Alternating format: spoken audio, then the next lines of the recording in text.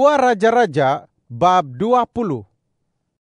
Pada waktu itu Hizkia jatuh sakit dan hampir mati. Datanglah Nabi Yesaya anak Amos menemuinya dan berkata kepadanya, "Beginilah firman Tuhan, uruskanlah rumah tanggamu, kerana engkau akan mati dan tidak akan sembuh lagi." Kemudian Hizkia memalingkan mukanya ke dinding dan berdoa kepada Tuhan. Katanya, "Ya Tuhan, semoga Engkau ingat betapa aku telah hidup di hadapan-Mu dengan setia dan tulus hati, serta melakukan apa yang baik di mata-Mu."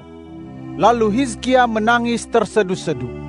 Yesaya belum keluar dari pelataran tengah ketika firman Tuhan datang kepadanya demikian, "Kembalilah dan katakanlah kepada Hizkia, pemimpin umatku, beginilah firman Tuhan, Allah Daud, leluhurmu. Telah kudengar doamu dan telah kulihat air matamu. Sesungguhnya aku akan menyembuhkan engkau. Pada hari ketiga, engkau akan pergi ke bait Tuhan. Aku akan menambah umurmu 15 tahun lagi. Aku pun akan melepaskan engkau dan kota ini daripada tangan Raja Asyur. Aku akan melindungi kota ini demi diriku sendiri dan demi Daud hambaku." Lalu berkatalah Yesaya, "Ambillah ramasan buah ara." Kemudian orang mengambilnya dan menaruhnya pada bisul Hizkia itu. Maka dia pun sembuh. Sebelumnya Hizkia bertanya kepada Yesaya, "Apakah tandanya bahwa Tuhan akan menyembuhkan aku dan bahwa aku akan pergi ke bait Tuhan pada hari ketiga?" Jawab Yesaya, "Inilah tanda bagimu daripada Tuhan, bahwa Tuhan akan melaksanakan firman yang telah disampaikannya itu. Yang mana kau kehendaki, bayang-bayang itu maju 10 tapak atau mundur 10 tapak?" Jawab Hizkia, "Tentunya mudah bagi bayang-bayang itu memanjang 10 tapak. Kalau begitu, biarlah bayang-bayang itu mundur ke belakang 10 tapak." Maka Nabi Yesaya pun berseru kepada Tuhan, dan dia memundurkan bayang-bayang penanda yang jatuh pada penunjuk matahari buatan Ahaz 10 tapak ke belakang. Pada waktu itu, Merodak Baladan, anak Baladan, Raja Babel, mengirim surat serta pemberian kepada Hizkia, kerana dia mendengar bahwa Hizkia sakit. Hizkia bergembira atas kedatangan mereka. Diperlihatkannya kepada mereka seluruh gedung harta bendanya, perak dan emas, rempah ratus dan minyak yang berharga, seluruh gedung persenjataannya, dan segala sesuatu yang terdapat dalam perbendaharaannya. Tidak ada barang dalam istana dan seluruh daerah kekuasaannya yang tidak diperlihatkan kepada mereka oleh Hizkia. Setelah itu, Nabi Yesaya datang menghadap Raja Hizkia dan bertanya kepadanya, "Apakah yang dikatakan orang itu? Dari manakah mereka datang?"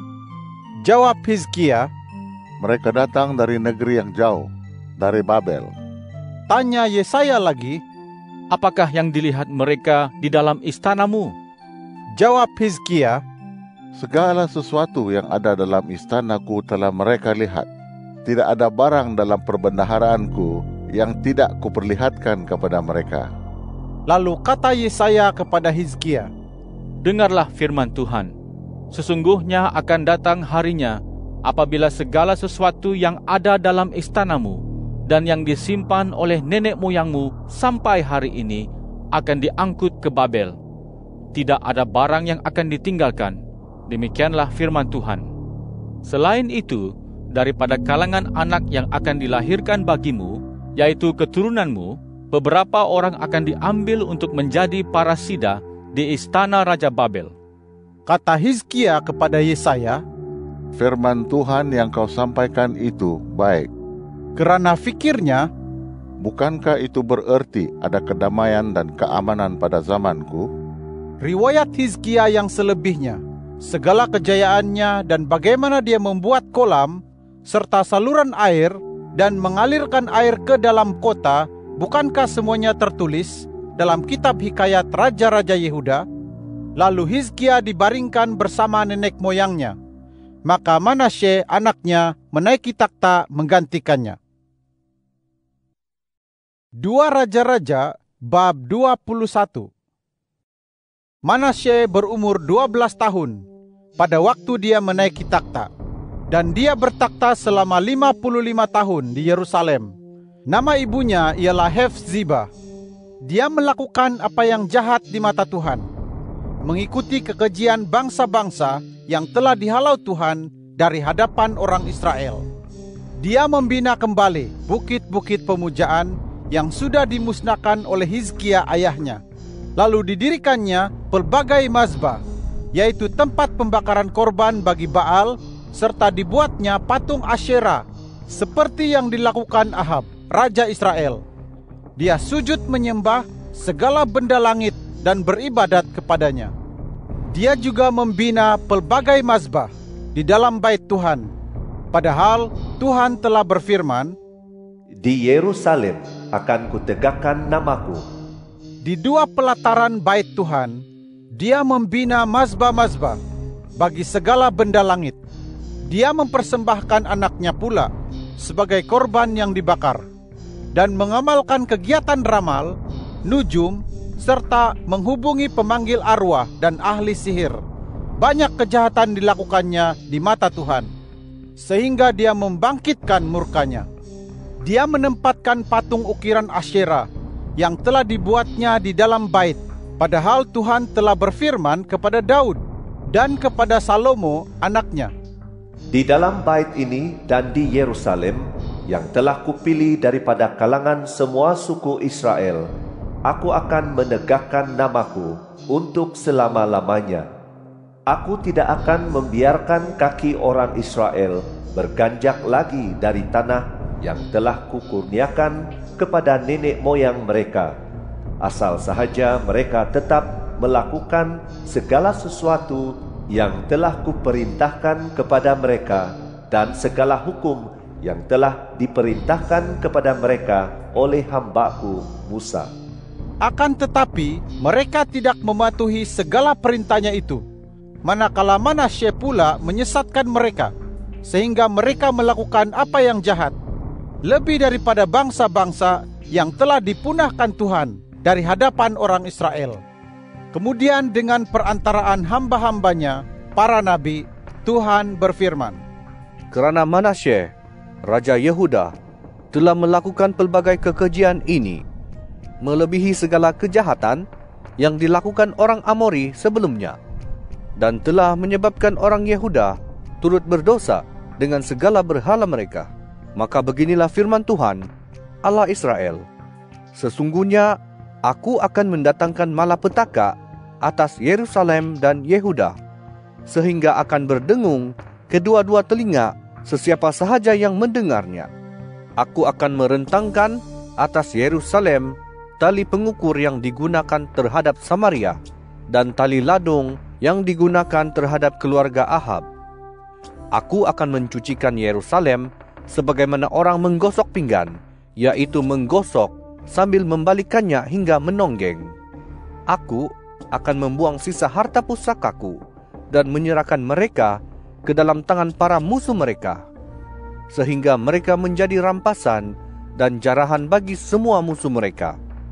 Kerana mereka telah melakukan segala kemungkaran di mataku dan telah membangkitkan murkaku sejak hari nenek moyang mereka keluar dari Mesir sampai hari ini."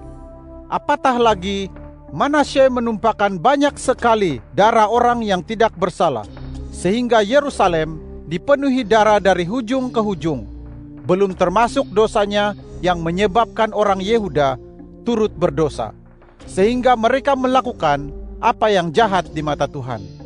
Riwayat Manasye yang selebihnya, semua yang dilakukannya dan dosa yang diperbuatnya, bukankah semuanya tertulis dalam kitab hikayat Raja-Raja Yehuda? Lalu Manasye dibaringkan bersama nenek moyangnya, dan dia dimakamkan di taman istananya, yaitu di Taman Uza. Maka Amon, anaknya, menaiki takhta menggantikannya. Amon berumur 22 tahun pada waktu dia menaiki takhta, dan dia bertakhta di Yerusalem selama 2 tahun. Nama ibunya ialah Mesulemet, anak Harus dari Yotba. Dia melakukan apa yang jahat di mata Tuhan, seperti yang dilakukan oleh Manasye ayahnya.